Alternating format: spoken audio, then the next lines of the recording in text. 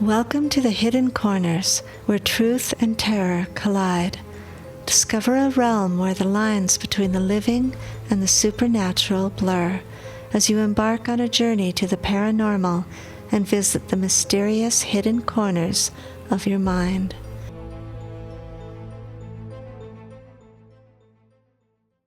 Hello everyone, welcome to the Wolfman Chronicles, Book 6, Episode 74. This is Chapter 10, Caught on Camera, Achill Island in Ireland. Gard O'Brien of the Gardaí Síochána, the Republic of Ireland's police force, spent all day interrogating Father O'Malley. As it turns out, the good father he wasn't a priest at all, but he was a former member of the McCarthy-Dundon gang based out of Limerick City in Ireland. O'Malley had a long history of criminal activity, including drug dealing, extortion, and armed robbery, along with other gang members. They were responsible for several high-profile murders, and they were jailed after a plot to import weapons, including rocket launchers, AKM assault rifles, and Uzi submachine guns.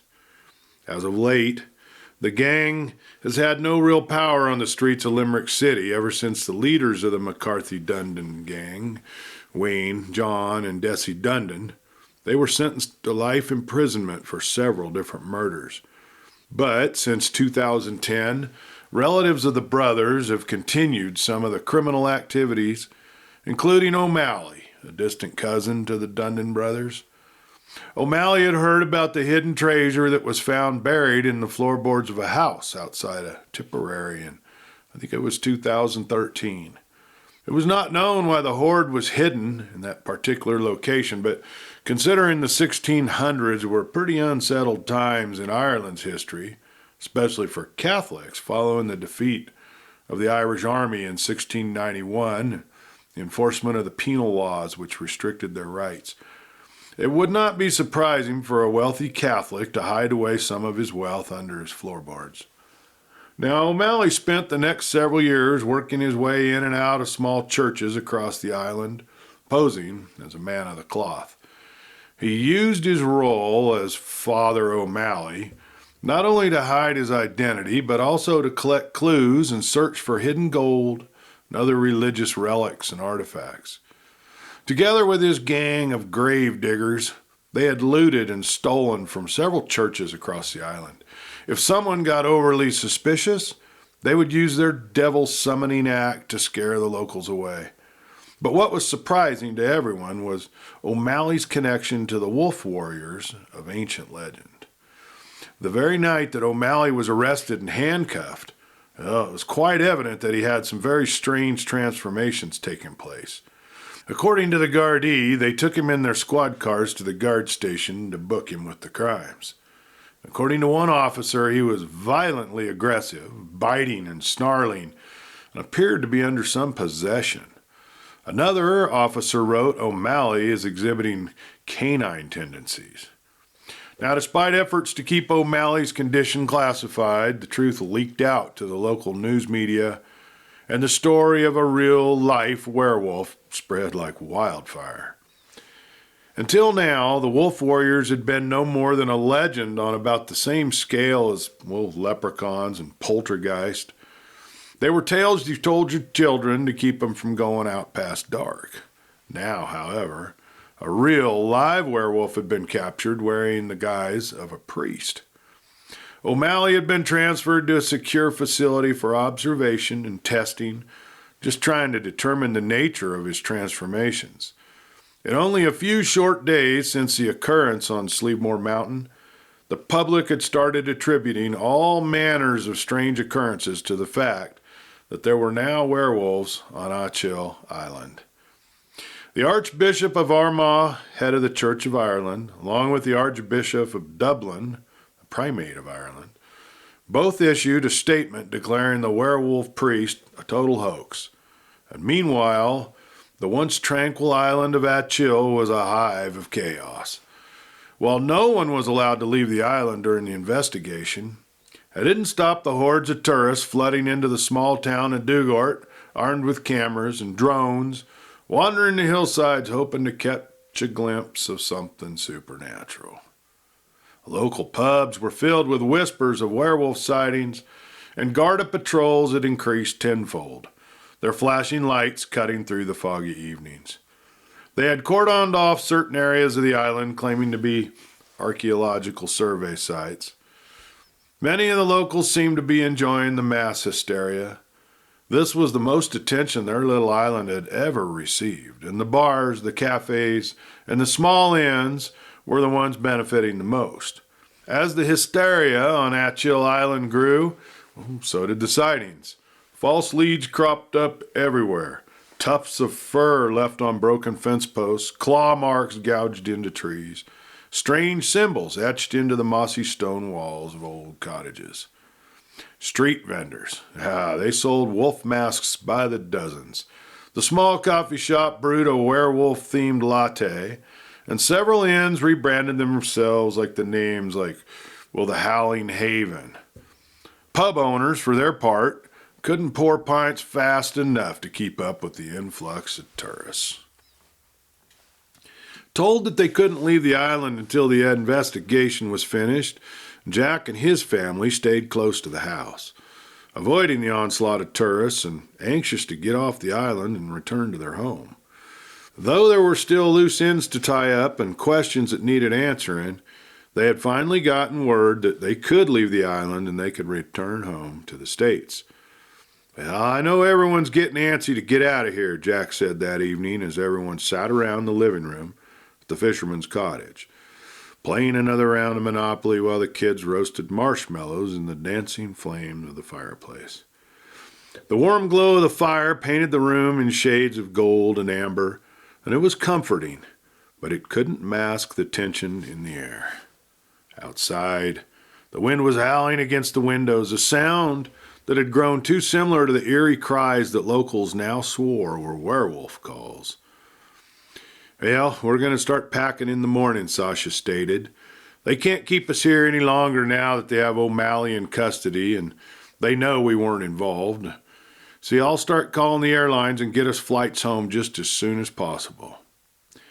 "But I still feel responsible for helping Malachi find his sister-in-law, Fiona," Jack replied. "I'm going to head over to Malachi's in the morning while you all get packed. I'll stop by the station and I'll see how the investigation's going along." "I've got to get back to my gallery," Catherine complained, "and Dr. Osborne will be arriving any day from his trip.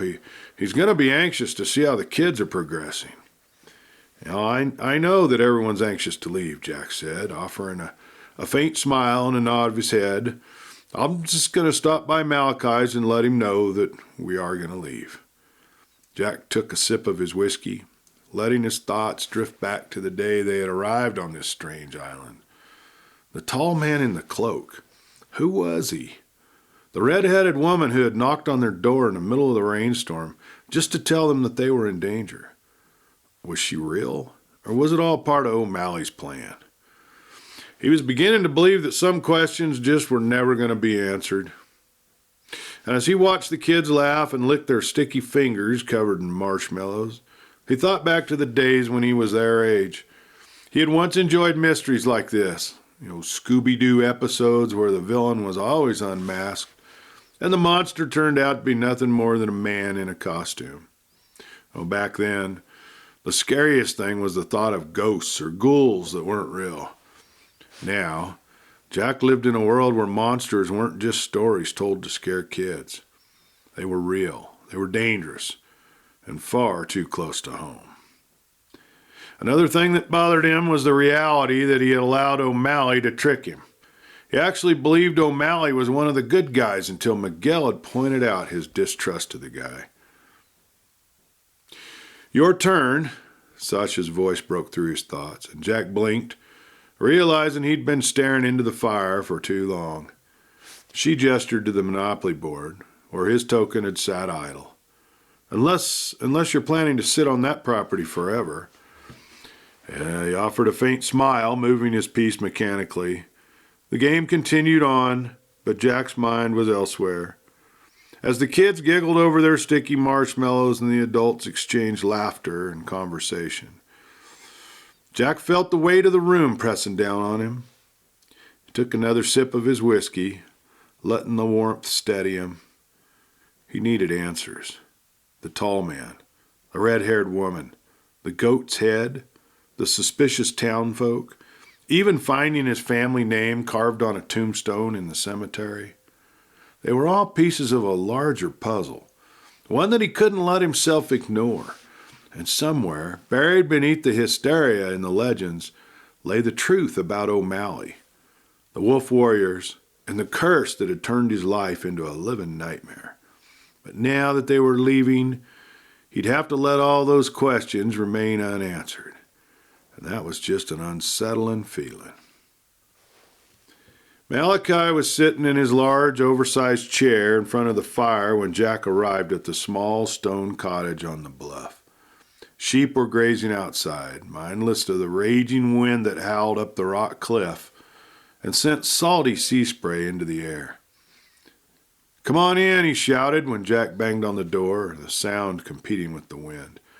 He didn't look up as Jack stepped into the cottage, shaking off the rain that clung to his coat. The old man's gnarled hands rested on the arms of his overstuffed chair, his eyes fixed on the flames. A steaming mug of tea sat untouched on the small wooden table beside him, its faint herbal scent mingling with the salty air that wafted in every time the wind rattled the shutters. "You took your time getting here," Malachi said finally, his voice a deep rumble that seemed to vibrate in the air. He didn't turn to face Jack, but there was a sharpness to his tone that suggested he'd been expecting him. Jack shrugged, hanging his wet coat on a hook by the door.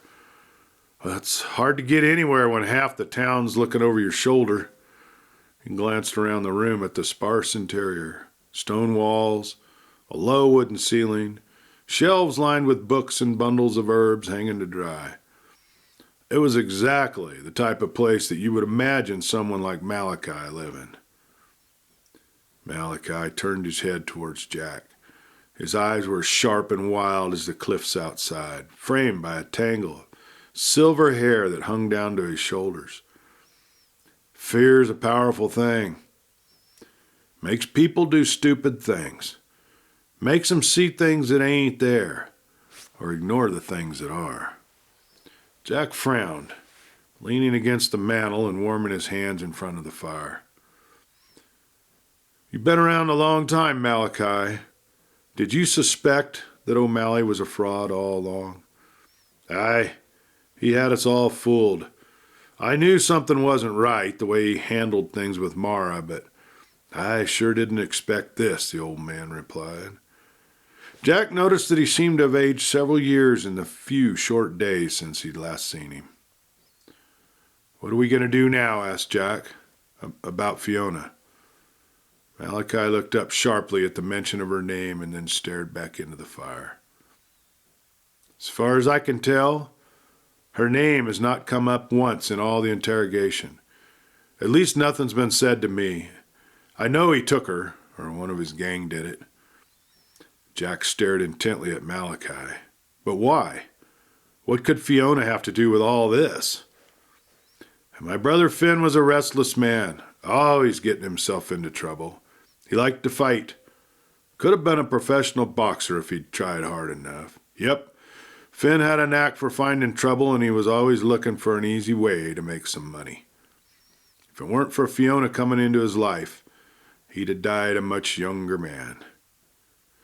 The day he married Fiona was the day he swore he'd leave it all behind, all the fighting and the wheeling and the dealing.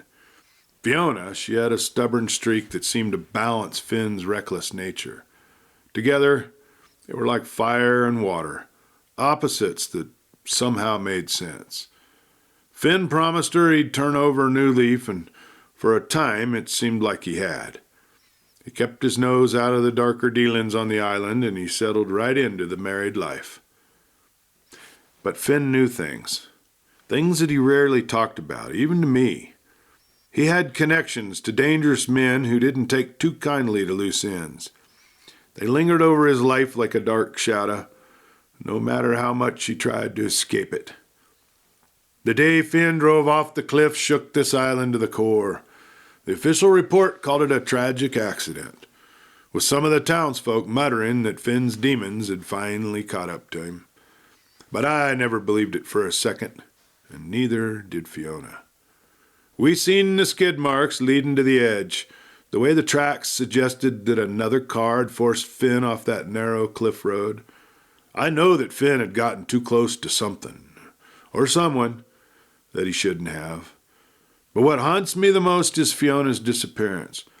Her silence after Finn's death wasn't just mourning, it was fear. Jack looked pensively into the fire, letting Malachi's words settle. You've told me about your heritage, Malachi, and I've seen for myself your ability to transform. Was Finn able to become a wolf as well? Funny you should ask, Malachi said, and just the smallest hint of a smile appeared on his face. Finn and I were blood brothers, but for some reason, I inherited the curse and he didn't. I think that's why he had so much trouble growing up. He always had a feeling of inadequacy. Like he just didn't have what it took to survive, so he learned to use his fists instead. He was a mean fighter, but he just didn't have what it takes to be a warrior. So what are you going to do about Fiona? Jack asked him. I'm not going to be here much longer, you see. The family is ready to leave, and we just got the go-ahead from the guard. What I really want to help you, Malachi, we're just running out of time. Malachi stood up, began pacing back and forth across the small living room. I've been spending days trying to figure that out, Jack. If O'Malley doesn't confess to taking her, I don't know where to even begin looking. She had to know something about that gold or what they were doing up there on Sleevemore. There's just no other explanation. I'm heading down to the station now, Jack told him. I'll bring it up again. I'll ask him to press O'Malley a bit harder, or one of the other guys he was with. Surely someone knows something that could help find her. Jack was getting ready to leave, then turned and faced Malachi. I don't know why I didn't think of this earlier. When Miguel and I were at the church the other day talking to O'Malley, Miguel noticed several cameras set up, various locations around and inside the church. It's hard to say what they were put there for. O'Malley kept glancing towards them like he was nervous. So they were either there to watch him and monitor what he was doing and saying to us, or they might have been there just to make sure no one else was snooping around the place. If I could sneak in there and get those cameras, maybe we could learn who else is involved in this. I'm just not convinced O'Malley's the one that's in charge. He might just be a pawn like all the others. Malachi's brow furrowed as he leaned forward in the chair, firelight dancing across his weathered face. Cameras? His voice carried a mix of curiosity and concern. Well, I'd like to get my hands on those. Exactly, Jack nodded. Whoever set up those cameras wanted eyes on him, and maybe everyone else near that church. Either way, it means someone bigger is pulling the strings. Malachi stroked his chin thoughtfully, his gaze fixed on the flames.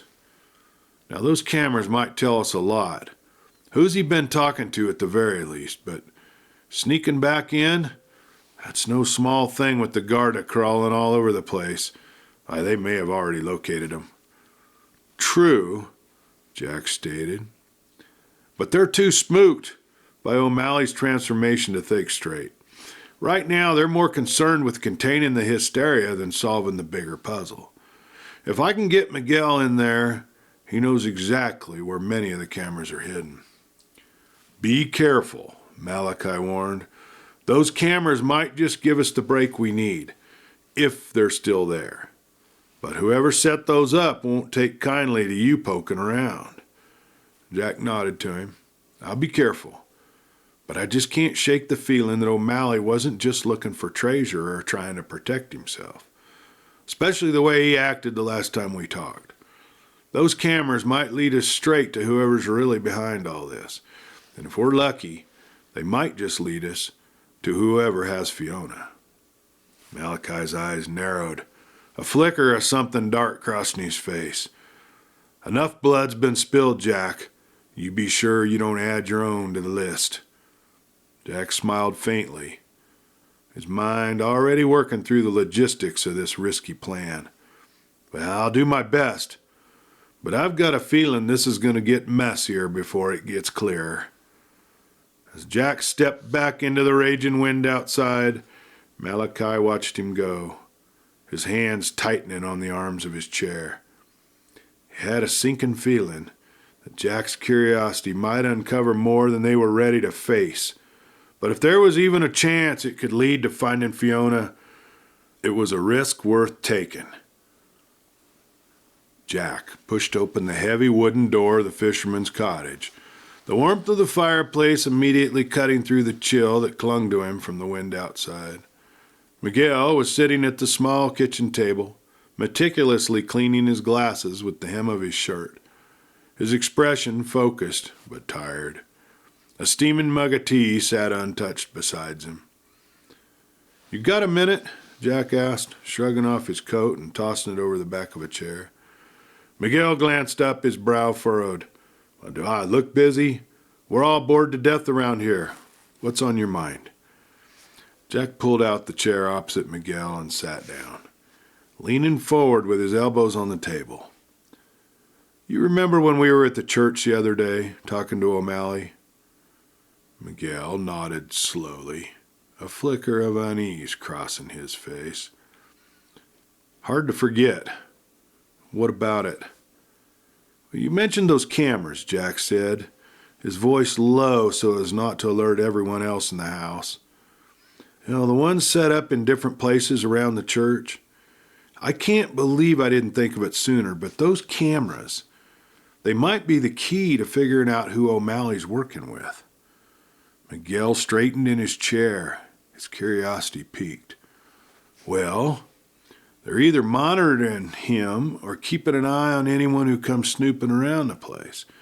"Exactly. Could be either," Jack said, tapping his fingers lightly on the table. "But the way he kept glancing at them during our conversation, it was like he knew he was being watched. Makes me think he's not as high up the ladder as he wants everyone to believe. I think someone else is pulling the strings and they're keeping a close eye on him." Miguel frowned, his lips pressing into a thin line. "So what's the plan? You want to go back and get those cameras?" Jack nodded. "That's the idea. If we can get our hands on the footage, we might be able to identify who's really behind this. O'Malley's transformation might have thrown everyone for a loop, but I've got a feeling there's more to this than just him being a werewolf." Miguel sat back, crossing his arms over his chest. "Now, sneaking into that church isn't exactly going to be easy. The Garda have locked the place down by now, not to mention the fact that people are already on edge after what happened." Jack shrugged, a faint smile tugging at the corner of his mouth. "Well, when was easy ever been part of the job?" Miguel sighed, rubbing the bridge of his nose. "You know, I'm starting to think you enjoy this kind of chaos." "Not chaos," Jack said, his expression growing serious. "Answers. And if those cameras can tell us who's really behind this, it'll all be worth it." Miguel hesitated for a moment before nodding. "All right. But if this goes south, we're pulling out. No heroics, Jack. We're leaving here in a couple of days, and whether you find all the answers you're searching for or not." "Deal," Jack said, though the determined glint in his eye suggested he'd already made up his mind. The plan was simple in theory, but fraught with potential pitfalls. Jack and Miguel knew the Garda had stationed at least one officer near the church at all times, making a straightforward approach impossible. They would have to rely on the cover of night and their knowledge of the church's layout to pull it off. Over cups of coffee in the dim kitchen, they sketched out their plan on the back of an old grocery receipt. "We go in after midnight," Jack said, tracing the outline of the church with his finger. "The Garda presence should be minimal by then. Most of them are focused on keeping the locals from panicking or chasing false leads about werewolf sightings. We'll stick to the shadows and we'll use the back entrance near the sacristy. That's the least visible entry point from the road."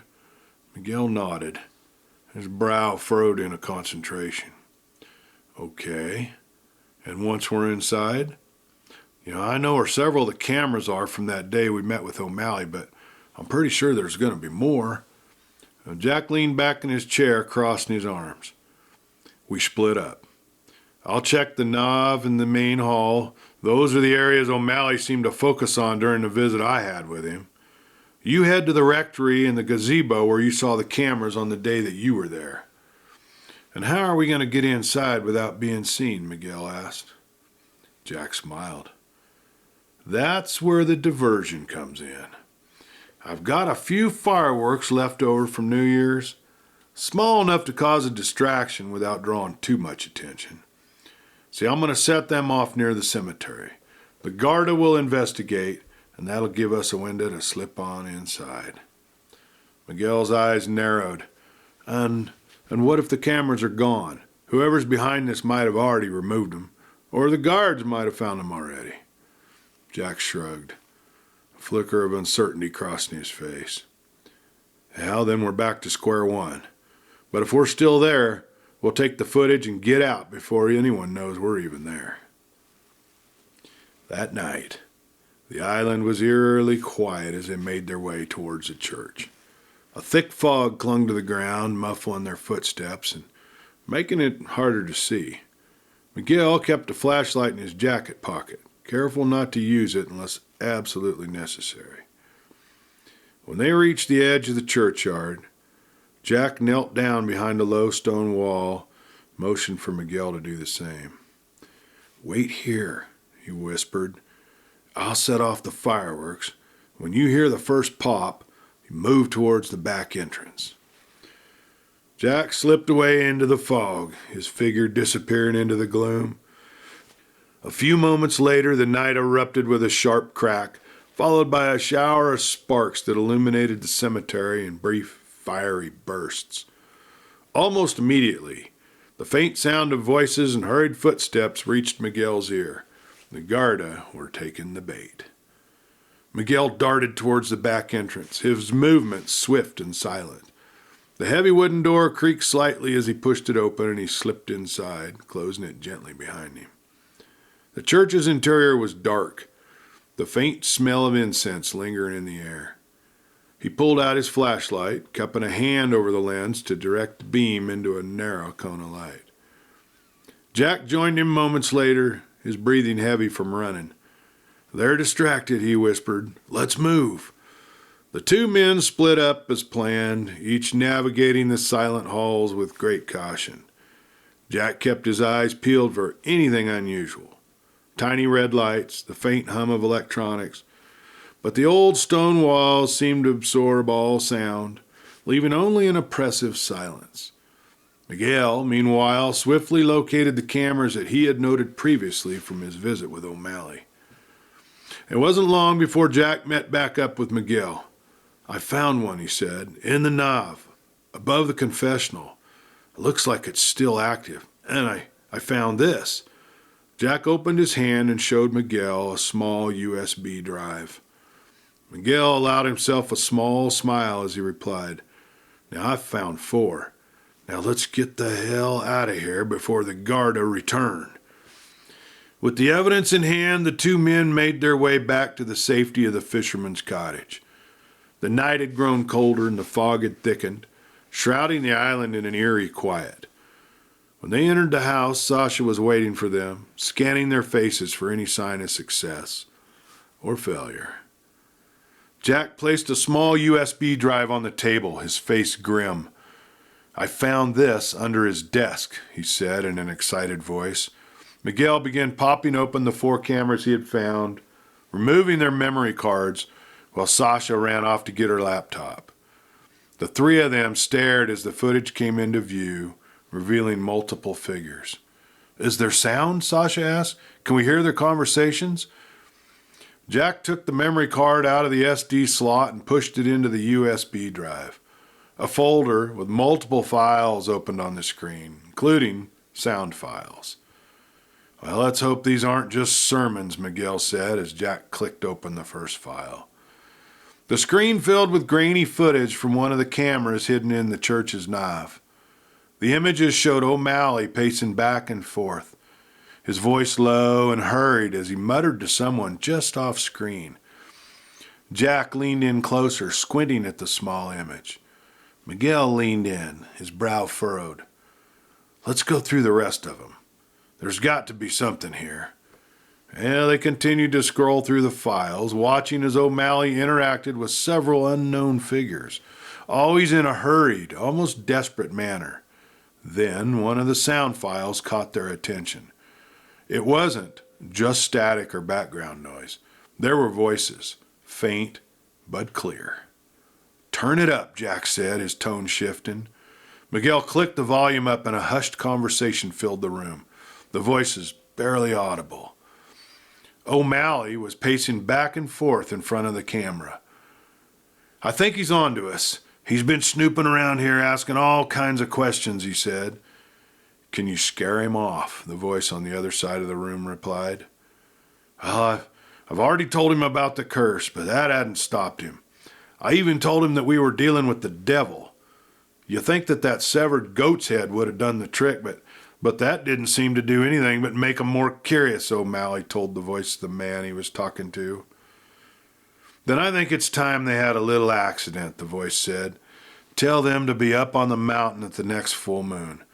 We'll stage a little show for them, get them good and scared, tell them to hide behind those rocks on the north side, and we'll plant some blasts there. They won't make it out alive. Jack looked at Miguel.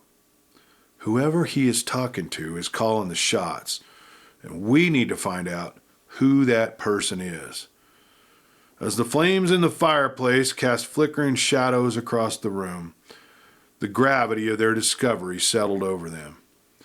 Jack had no intention of backing down now. Whatever secrets O'Malley was hiding, he was going to uncover them, even if it meant putting himself directly in the crosshairs. Looks like you're thinking of staying just a little bit longer, Miguel stated. Sasha's eyes grew wide and she grabbed Jack's arm. No, Jack, you've got to let this go. Jack took a deep sigh and held Sasha's hand in his. All of you should go back home. I promise. I'll only be here a few more days. 1 week maybe, that's all. But I have to see this through. Well, then I'm staying too, Miguel replied. Well, thank you for listening to this week's episode, and I hope you'll join us next week as we read more of the Wolfman Chronicles. And until then, have a great week, everyone.